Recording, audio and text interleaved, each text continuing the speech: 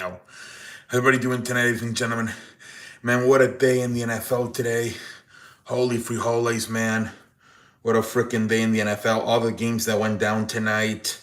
Um, so many of the games that I watch were Dallas Chargers, Patriots, Ravens, and then Detroit, Green Bay. Man, what a game! I don't know what happened in that. That was a fun game.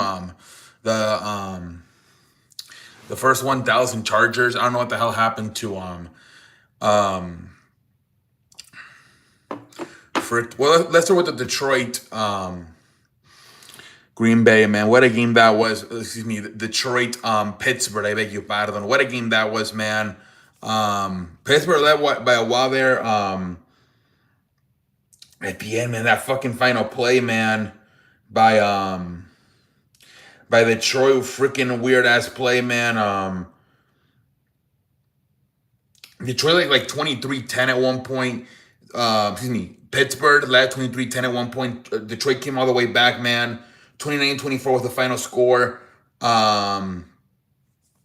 Pittsburgh hangs on and wins. What that crazy ass play at the end, man? What the hell, man? Freaking so they said it was a touchdown. But then they said it was a pass interference, so it didn't count. What the fuck? The referees took forever to figure it out. But then they said, yeah, it counted, man. He led her the football to freaking Jared Goff for the touchdown. But damn, man, took so long to figure that shit out, man. What a game that was, man. Holy free holidays. I believe with that game, I think both Pittsburgh and Chicago clinch a playoff spot. I think the Detroit has like about 50% chance to make the playoffs now, man. It is not looking good for Detroit. Holy free holidays, man. They tried to come back there at the end, man. I thought they had it maybe, but that damn pass interference, man. And I think before that too, they had a pass interference with the same wide receiver too, man. They were calling a lot of fucking pass interference, offensive pass interference in that game. I don't know why. And they were both against the same player. I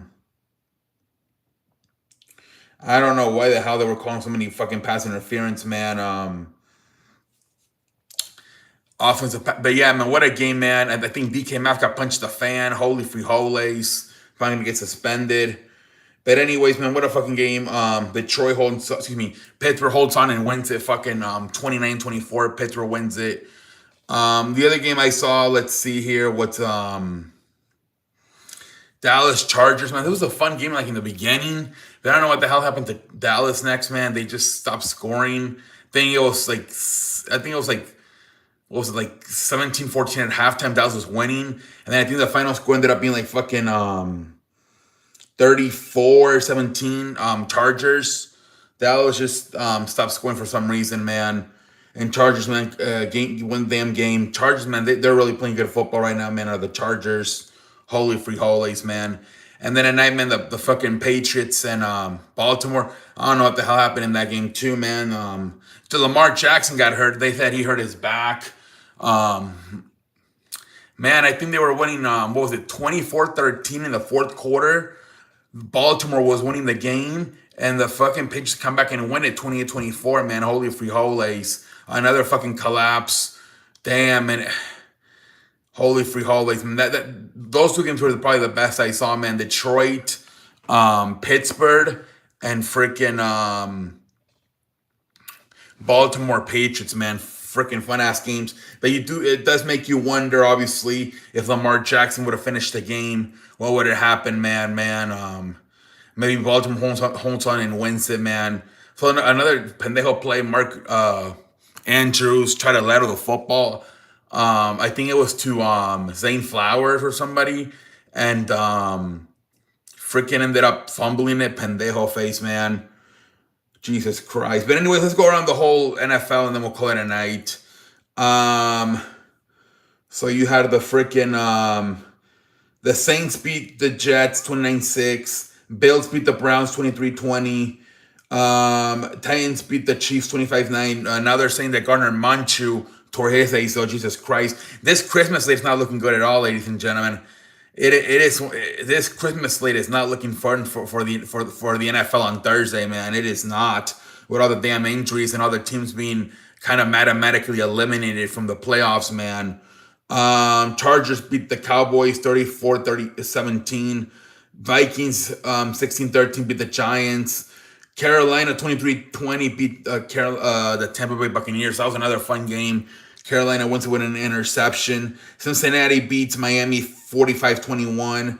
Jaguars, man, with the upset 34-20 over the dead Broncos, man. Holy free. The Broncos haven't lost a game since in like 3 months, man. Couldn't believe it. Totally frijoles. Falcons beat the Cardinals 26-19. Texans beat the Raiders 23-21. Steelers beat we talked about it. Pittsburgh 29-24 beats Detroit. And then the Patriots beat the Ravens 28-24 to close out the war. It was a fun day. Mainly the Detroit and Pittsburgh and the Baltimore and New England game. They were the funniest games to watch. They really were. But as I was saying, man, the Christmas slate's not looking that fun right now. I think it's Detroit, Minnesota. Minnesota's eliminated. They're saying that JJ McCarthy got hurt again. Holy frijoles. And then it's Dallas, Washington. Both teams are automatically eliminated from the playoffs. And then the night game, I think it's Denver, Kansas City. Kansas City's down to their third string quarterback. Jesus Christ, man. So yeah, the Christmas game's not looking that appetizing here tonight not looking. Oh my Lord. Anyways, man, what a fun day in the National Football League, man. Let's go around some news. I think in baseball there was some news. In basketball, let's see. Oh, let's just say in the NFL, and then we'll go around. I think NFL. I think Brendan Ayuk got caught going 100 miles per hour by Lobby Stadium in San Francisco. They're saying that they haven't seen him in weeks in the facility. And man, not looking good for Brendan Ayuk. Probably gonna end up getting either traded or release, probably in the offseason, man. But it's not looking good for Brendan Ayuk. What else happened? Let me think. Oh, what about DK Metcalf punching the fan? Jesus Christ, DK Metcalf punching a fan in the sign lane during the Detroit-Pittsburgh game, man. Holy frijoles, that was crazy. DK Metcalf out of nowhere punched the fan. What the fudge, man? The Rams fire their assistant special team or their special teams coach for the first time in like the 9 years of Sean McVay coaching. He has fired an assistant coach. That is crazy, ladies and gentlemen. He fired his assistant special teams coach. He's fed up with him. He feels he's losing a lot of games because of his special teams. So they fired the special team coach over there, the LA Rams. What else is going on in the night? No, I think that might be it. I think basketball, I don't think there's much going on in basketball. Baseball, some signings today. The White Sox signed Japanese star player. I think he's a third baseman and he can also be a first baseman. I don't know. I heard that this guy strikes out a lot. He hits a lot of home runs, but he also strikes out a lot. And this is why a lot of teams passed up on him. If you look at the offer, it's not a monster offered. It's like 2 years, $35 million.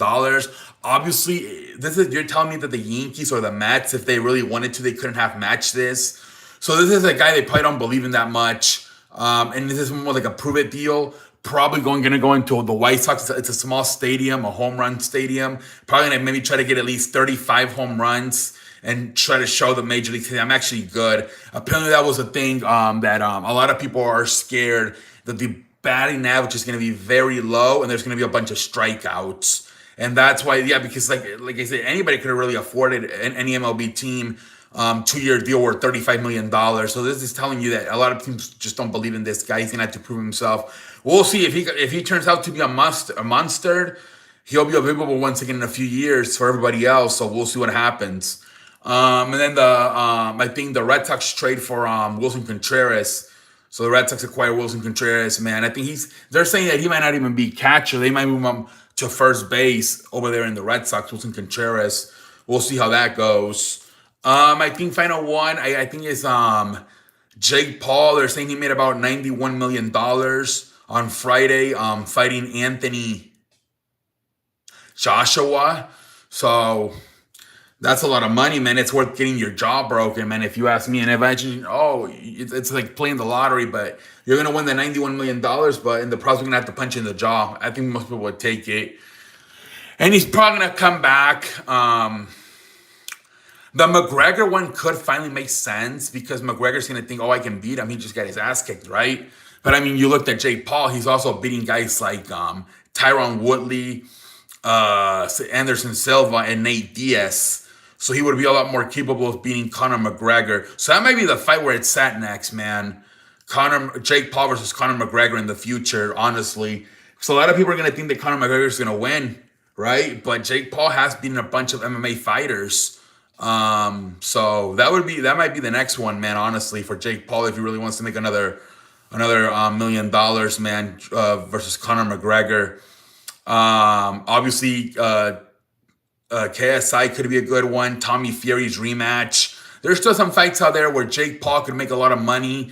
People would actually want to watch and they would pay a lot of money. So there's at least right there 3 fights I named that Jake Paul could still do and make probably somewhere between $50 to $100 million, man. So still have a chance. Canelo Alvarez could maybe be the final fight, right? Just for the hell of it.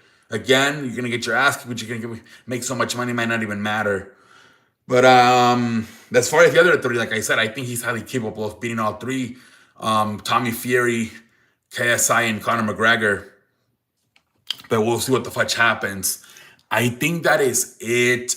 Speaking of Canelo Alvarez, I believe he was at a AAA show over the weekend in Mexico, which is it's a Mexican wrestling company that is owned by the WWE.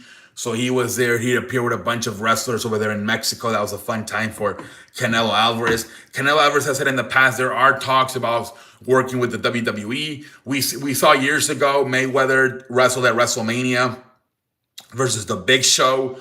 Could Canelo do something? There is a lot of pressure, right, with some of these guys like Logan Paul and Bad Bunny doing so good. So there will be pressure on Canelo Alvarez too. He will look kind of bad, right?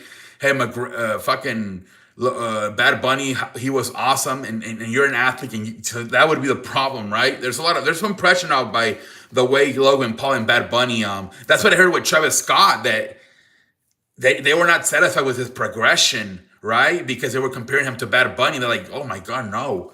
So that's the thing. Logan Paul and Bad Bunny have put a lot of pressure on these celebrities to actually perform high.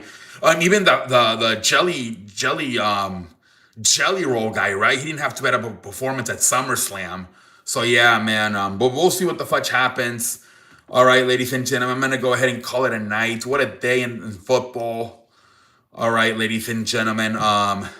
Hala. I will be back tomorrow.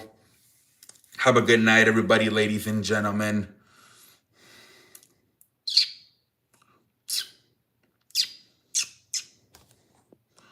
All right, have a good night.